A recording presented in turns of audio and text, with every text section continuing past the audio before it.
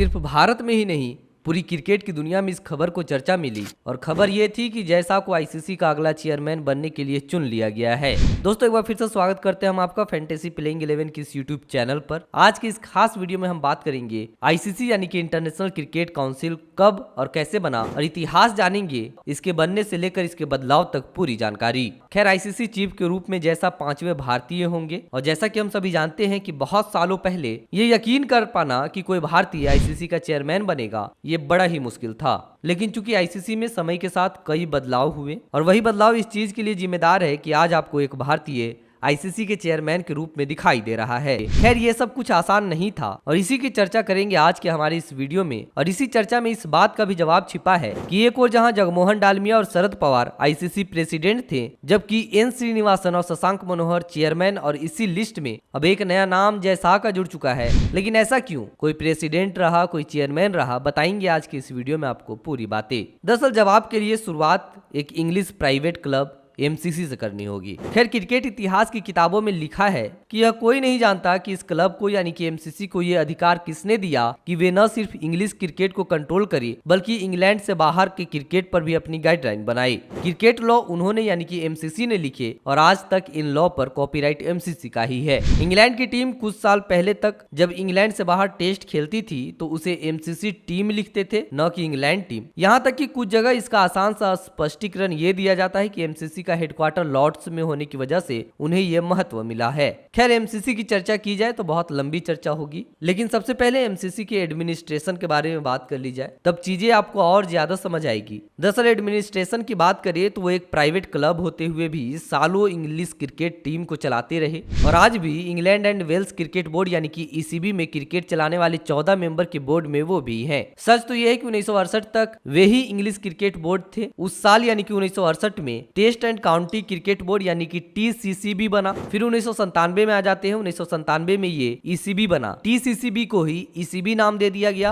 और तब England team का विदेश में एमसीसी के नाम से खेलना रुका। ये सब इंग्लैंड का मामला बना रहता तो ठीक था, पर सच तो ये है कि 1993 तक आईसीसी को भी चलाते रहे और ऐसा मान लिया गया था कि क्रिकेट एडमिनिस्ट्रेशन सिर्फ एमसीसी ही जानती है। खैर अब चलते हैं आईसीसी के बनने पर और सीधे चलते हैं 30 नवंबर 1907। वह दिन था जब दक्षिण अफ्रीका क्रिकेट एसोसिएशन के अध्यक्ष अब बेली ने एमसीसी सेक्रेटरी एफई लेसी को इंपीरियल क्रिकेट बोर्ड बनाने का सुझाव दिया। बोर्ड का काम इंग्लैंड, ऑस्ट्रेलिया और दक्षिण अफ्रीका के इंटरनेशनल मैचों का संचालन और क्रिकेट लॉ जारी करना था। इसके बाद दिन आता है 15 जून 1909 जब इन तीनों देश के प्रतिनिधियों ने लॉर्ड्स में मीटिंग की। तब आईसीसी का नाम हुआ करता था इंपीरियल क्रिकेट कॉन्फ्रेंस। इसकी गठन की गई और एमसीसी प्रेसिडेंट अर्ल ऑफ चेटरफील्ड इसके पहले प्रेसिडेंट बने। वहीं यह भी तय किया गया कि एमसीसी का प्रेसिडेंट ही आईसीसी का प्रेसिडेंट होगा। इसीलिए आईसीसी का ऑफिस भी लॉर्ड्स में ही बना और कई सालों तक इन्हीं 3 देशों के साथ आईसीसी चला। अब सीधे आते हैं 1926 में जब इंपीरियल क्रिकेट कॉन्फ्रेंस की मीटिंग में वेस्टइंडीज, न्यूजीलैंड और भारत को भी बुलाया गया। यह पहला मौका था जब इन तीनों देशों के अलावा बाकी देशों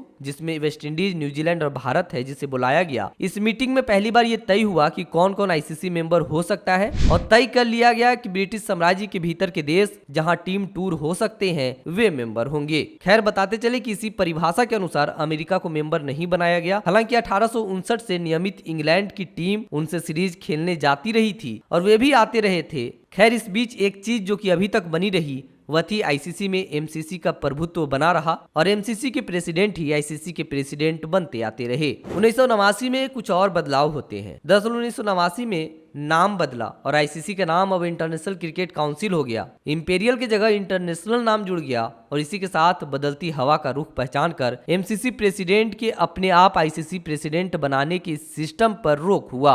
आखिरी एमसीसी प्रेसिडेंट जो अपने आप आईसीसी प्रेसिडेंट भी बने वह इंग्लैंड के भूतपूर्व कप्तान कॉलिन काउंड्रे थे। खैर सिस्टम तो बदला पर एकदम से किसी और को आईसीसी प्रेसिडेंट बनाने का कोई तरीका नहीं तय हुआ था, इसीलिए नए सिस्टम में भी कॉलिन काउंड्रे ही आईसीसी प्रेसिडेंट बने रहे। इस तरह अभी भी ब्रिटिश कंट्रोल आईसीसी के ऊपर बना रहा। इसके बाद आते हैं साल 1993। एक क्रांतिकारी बदलाव हुआ। एक तो आईसीसी में सीईओ का पोस्ट बना और पहले सीईओ ऑस्ट्रेलिया के डेविड रिचर्ड्स बने। इस समय तक विश्व क्रिकेट पर भारत समेत अन्य कुछ देश बहुत हावी हो चुके थे और हर देश आईसीसी प्रेसिडेंट की पोस्ट देखने लगा था। इसीलिए तय किया गया कि चुनाव होगा, नाम दो और जिस 2/3 को वोट मिले वह प्रेसिडेंट होंगे। 1996 में कोई भी उम्मीदवार सर क्लाइड वालकोट की जगह लेने के लिए 2/3 वोट हासिल नहीं कर पाया, जबकि वे अगले साल रिटायर हो रहे थे। तो किसे बनाए प्रेसिडेंट? इस पर इतना बड़ा झगड़ा और बहस हुआ कि आईसीसी टूटने की बात चल पड़ी। आखिर में एक नया तरीका सामने आया। एक कमेटी बनी और मार्च 1997 में कुआलालंपुर में हुई मीटिंग में न्यूजीलैंड क्रिकेट के चेयरमैन सर जॉन एंडरसन की कमेटी के सुझाव को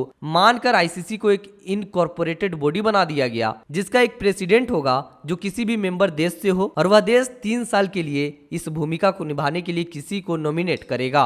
सबसे पहले भारत को चुना गया। बीसीसीआई ने जगमोहन डालमिया का नाम दिया और नए संविधान में प्रेसिडेंट बनने वाले वे पहले व्यक्ति भी बने। इसके बाद इस सिलसिले में प्रेसिडेंट बनते रहे। फिर से भारत का नंबर आया साल 2012 में और इस बार शरद पवार प्रेसिडेंट बने। एक बार फिर आईसीसी में बड़ा बदलाव हुआ साल 2014 में। 2014 में चीफ चुनने का तरीका में फिर से बदलाव हुआ, लेकिन इसे लागू 2016 में किया गया। पुराने सिस्टम में आखिरी आईसीसी प्रेसिडेंट पाकिस्तान के भूतपूर्व टेस्ट क्रिकेटर जहीर अब्बास थे। 2016 से आईसीसी को स्वतंत्र चेयरमैन मिलने लगे और पहले चेयरमैन भारत के शशांक मनोहर थे। उनके नाम के साथ जुड़ा खास रिकॉर्ड ये भी है कि उन्हें तब चुना गया जब पुराना सिस्टम चल रहा था, जो कि अक्टूबर 2015 में था, और जब अप्रैल 2016 में नया सिस्टम लागू हुआ तो संवैधानिक सुधारों के बाद पहले चेयरमैन बने और इसके बाद से चेयरमैन बनने की प्रक्रिया शुरू हुई। इससे पहले आईसीसी के चीफ को चेयरमैन नहीं बल्कि प्रेसिडेंट कहा जाता था और अब चेयरमैन ही आईसीसी में सबसे बड़ी पोस्ट है और अब यही पोस्ट संभालेंगे 1 दिसंबर से भारत के जय शाह। तो दोस्तों यही थी हमारी आज की वीडियो। आईसीसी के बारे में हमने बताने की कोशिश की डिटेल्स में कि कैसे आईसीसी का स्वरूप धीरे धीरे बदलता चला गया और कैसे आईसीसी का नींव रखा गया।